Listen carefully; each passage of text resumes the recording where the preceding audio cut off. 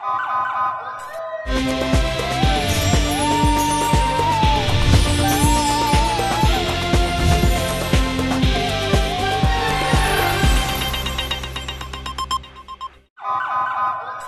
پہلے نظر ڈالتے ہیں اب تک کی بلیٹن کی۔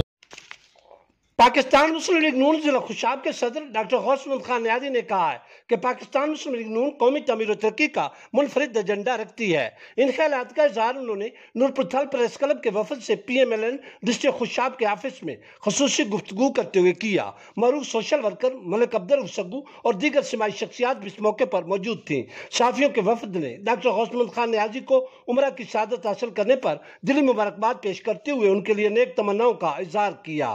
اس موقع پر پاکستان مسلم لیگ نون ضلع خوشاب کے صدر نے کہا کہ اللہ تعالیٰ کے فضل و کرم سے ہمارے قائد میاں محمد نواز شریف نے ہمارے پیارے ملک اسلامی جمہوریہ پاکستان کو ایٹمی قوت بنانے کے لیے ایک مثالی کردار ادا کیا، جو کہ ایک اعزاز کی بات ہے، اور ان کے دور حکومت میں ملک نے تیزی سے ترقی کی منازل طے کی۔ ڈاکٹر غوث محمد خان نیازی نے کہا کہ وزیر اعظم محمد شہباز شریف اعلان حکومت سنبھالنے کے ساتھ ہی ملک کو درپیش مختلف قسم کے بحرانوں سے نکالنے کے لیے مثالی کوششیں کر رہے ہیں، جو زبردست خراج تحسین کے لائق ہے اور پوری قوم انہیں قدر کی نگاہ سے دیکھ رہی ہے۔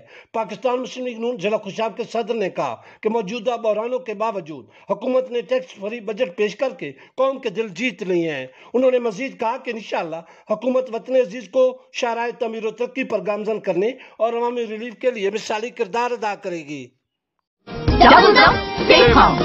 Safeguard Liquid Honey.